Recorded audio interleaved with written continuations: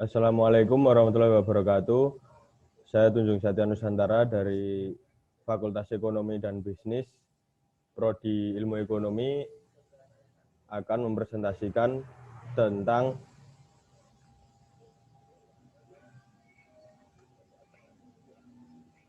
institusi Bank Indonesia dan segala macam yang ada di dalamnya. Yang pertama-tama kita masuk di dalam bab status dan kedudukannya. Status dan kedudukannya ini, Bank Indonesia ini adalah sebagai lembaga independen. Apa itu yang dimaksud dengan lembaga yang independen? Nah, di sini dijelaskan bahwa dalam babak baru sejarah Bank Indonesia itu sebagai bank sentral yang independen dalam melaksanakan tugas dan wewenangnya, itu dimulai ketika sebuah undang-undang baru, yaitu Undang-Undang Nomor 23 tahun 1999 yang dinyatakan berlaku pada tanggal 17 Mei 1999 dan sebagaimana telah diubah dengan Undang-Undang Republik Indonesia Nomor 6 tahun 2009.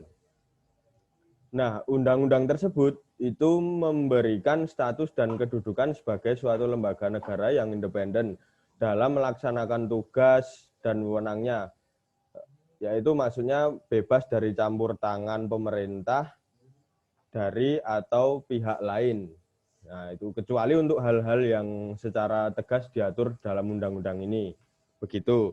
Lalu poin selanjutnya, Bank Indonesia ini mempunyai otonomi penuh dalam merumuskan dan melaksanakan setiap tugas dan wewenangnya sebagaimana ditentukan dalam undang-undang tersebut.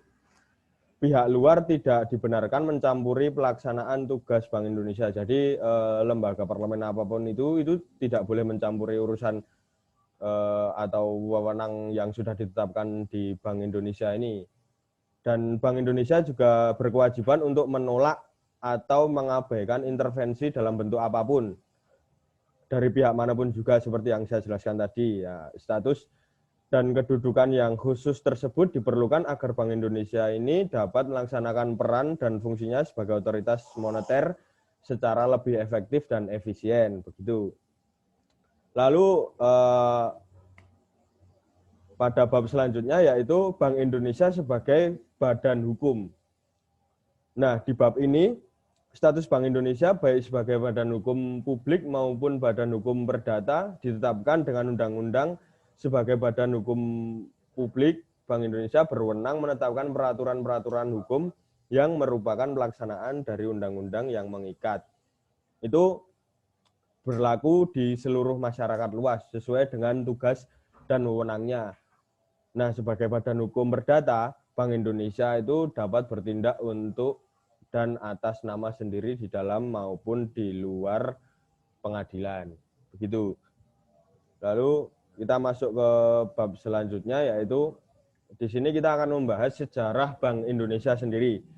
Nah, ngomong-ngomong soal sejarah, ini kita awali dengan berdirinya Bank Indonesia. Itu pada tahun 1953 itu pemerintah Republik Indonesia tahun 1953 ini, tepatnya pada tanggal 1 Juli itu menerbitkan Undang-Undang Nomor 11 tahun 1953 tentang Pokok Bank Indonesia yang menggantikan DJB WET tahun 1922.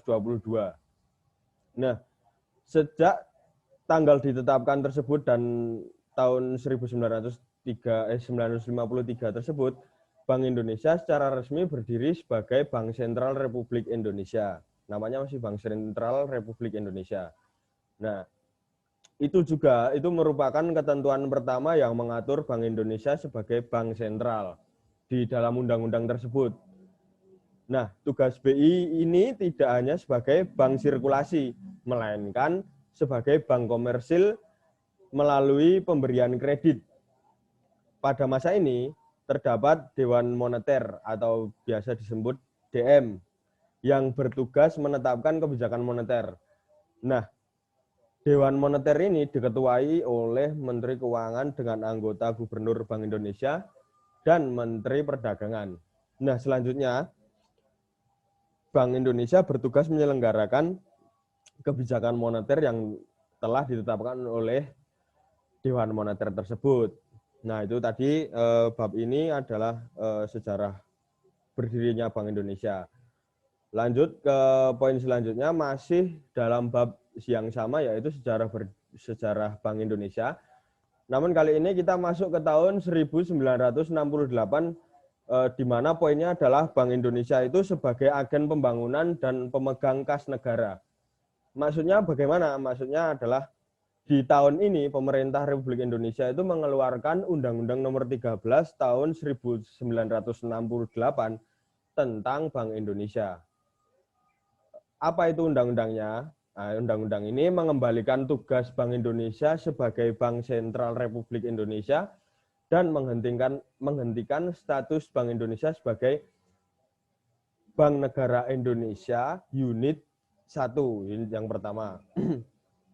Salah satu pasalnya di dalam undang-undang tersebut itu juga mengatur bahwa Bank Indonesia ini tidak lagi memiliki fungsi menyalurkan kredit komersil seperti yang poin pertama tadi yang sudah saya jelaskan. Namun berperannya adalah sebagai agen pembangunan dan pemegang kas negara.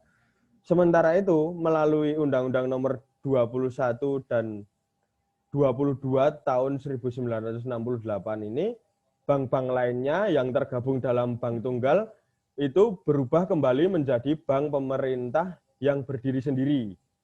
Jadi kembali ke poin pertama, yaitu status dan kedudukannya sebagai bank yang independen. Gitu. Masuk ke poin selanjutnya, yaitu masih dalam sejarah tadi, maju lagi tahun 1977. Ini di sini poinnya adalah tentang krisis moneter Asia. Nah, krisis moneter Asia ini terjadi di Asia dan mendorong Bank Indonesia otomatis untuk mengambil langkah-langkah kebijakan penanggulangan krisis.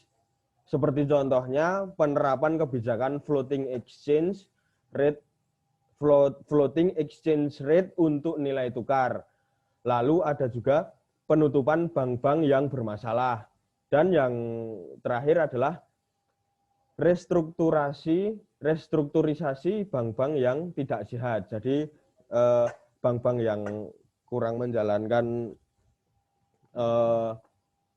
kebijakan-kebijakannya itu dieliminasi begitu.